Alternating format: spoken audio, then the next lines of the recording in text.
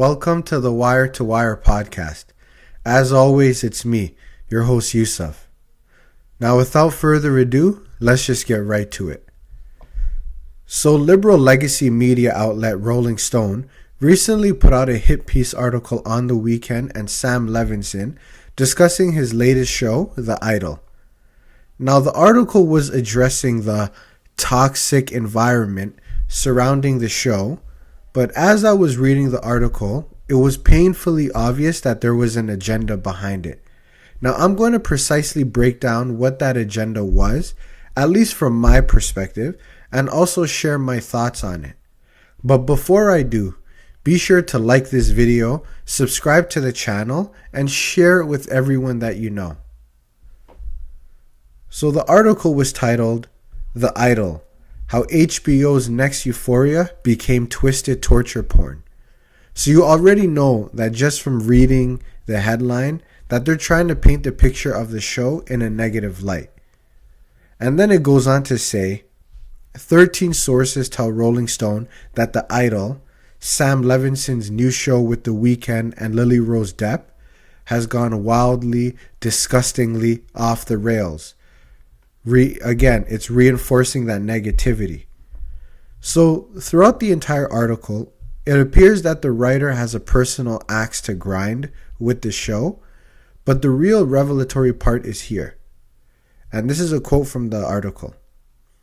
There was little explanation for the shakeup except for reports that Tesfaye, who is The Weeknd, who is co-creator, felt the show was heading too much into a female perspective.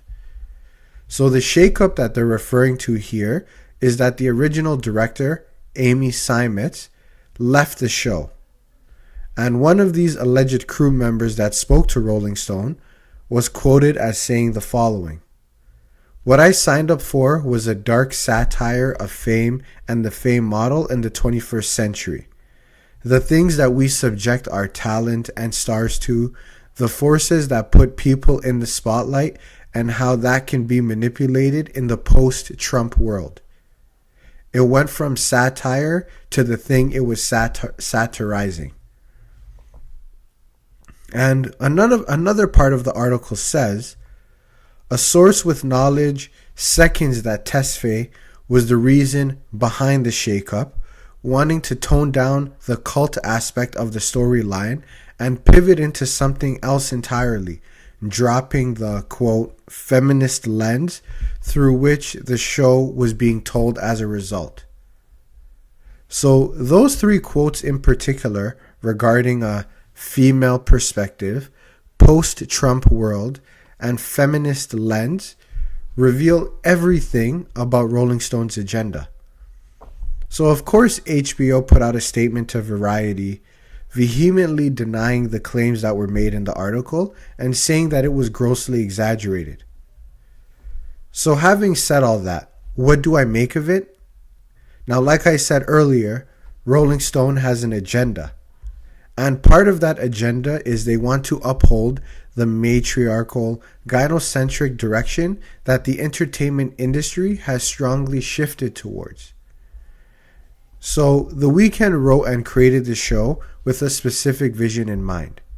Now, as someone who is a writer of novels, novellas, scripts, and screenplays, I know that the idea that you start with is not going to be the finished product, especially once you pitch the idea and it gets picked up by a major network like an HBO. So I'm sure The Weeknd was prepared to compromise on it. However, as time went on this project, I'm sure that he saw his idea get hijacked to the point where Depp's character got development, depth, and all the characters surrounding her, they were reduced to just being background supporting talent that's only there to further accentuate her character. So from that standpoint, I could imagine his frustration as someone who is the creator of the show, writer of the show, and someone who is acting on the show.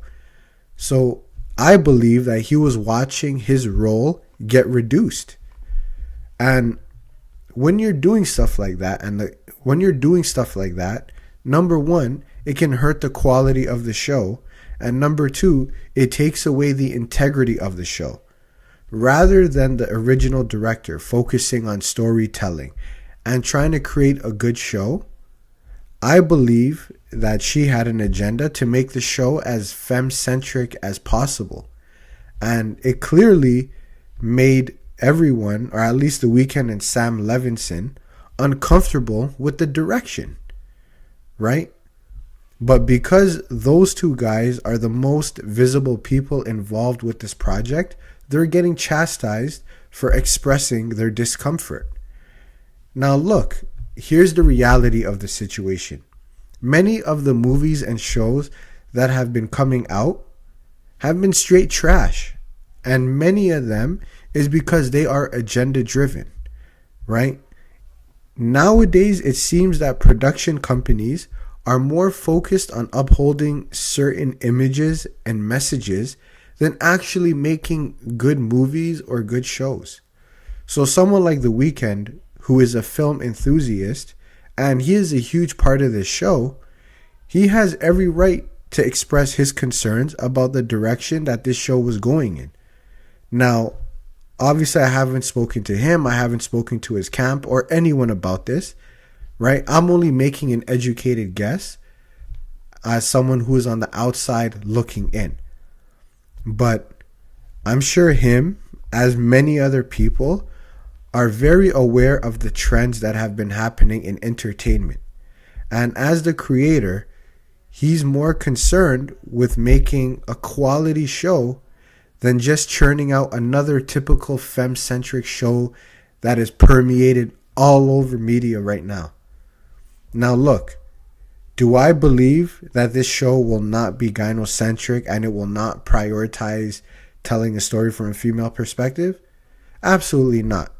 The show will still be gynocentric and femme-driven, and the focus of the story will remain from a female perspective. And that's just the reality of the current entertainment industry today.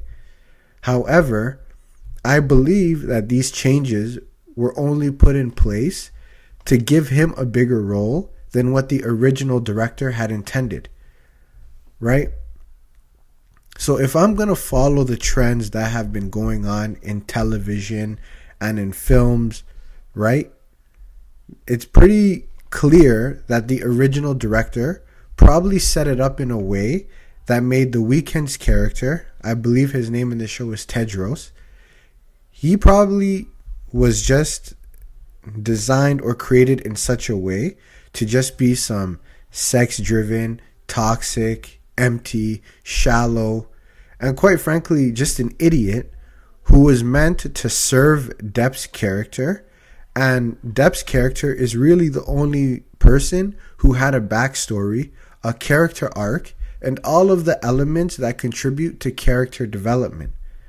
And The Weeknd probably wanted more depth added to his character, and he wanted the chance to have some development or backstory to how his character got to where he is. And again, this is just my educated guess as someone who's on the outside looking in. But again, I do believe that this show will still be driven with the feminine angle. And HBO basically admitted to it when they released their statement to Variety. They said, right, that this show very much still represents a female perspective. And they also made it clear that no one who's working on the set or anyone who's part of production has even seen the finished product. So Rolling Stone's article is inaccurate. So hearing those things, that tells me everything that I need to know. Like I said, many movies and shows are becoming outright unwatchable, but this has become the new standard in entertainment. So this back and forth, it is a little bit comical to me because, like I said at the start of this video, Rolling Stone, they are a liberal legacy media outlet, and their primary purpose at this point is just to maintain the status quo in the entertainment industry, right? And The Weeknd, he fired back at them with a clip from his show calling Rolling Stone irrelevant. And to be quite honest with you, that's a pretty fair and accurate statement. I don't know anyone that really reads Rolling Stone anymore, but that's neither here nor there. But do I believe that there is a racial element to this whole situation? Absolutely, you bet I do. And you bet that there is a racial element.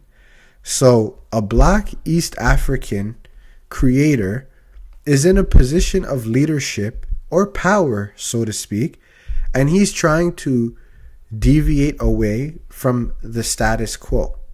So naturally, this will piss off certain people.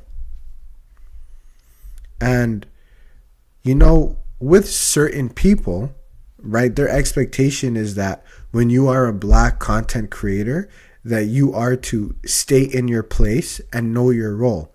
And the moment you ever step out of place, right, or what they perceive to be your place, they will start attacking you, similar to how Rolling Stone is coming at him. And that is why Rolling Stone wrote the article. And it's funny because when The Weeknd posted his video response, which was a clip from the show, which, to be fair, I found this scene to be pretty hilarious, one of the writers for Rolling Stone, a guy by the name of Thomas Meyer, he responds on Twitter with a GIF of a monkey. And that was it. He didn't give any words to provide any further context. He just replied to The Weeknd using a GIF of a monkey. And it is very obvious why he did what he did. He was trying to send The Weeknd a reminder, no pun intended, if you know what I'm talking about. He has a song called Reminder. Get it? Whatever. I thought that was clever. But he was trying to send The Weeknd a reminder that this is how we at Rolling Stone view you. So shut up, stay in your place, and obey us, right?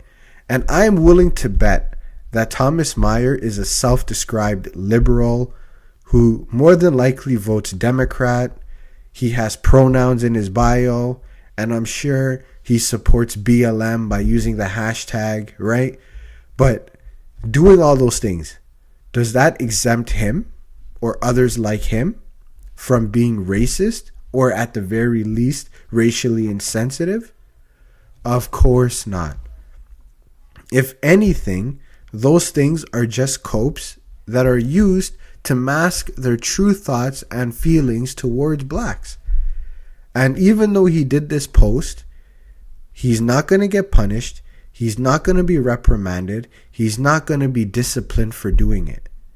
In fact, after he posted this, he put out a tweet somehow trying to make himself the victim in all of this.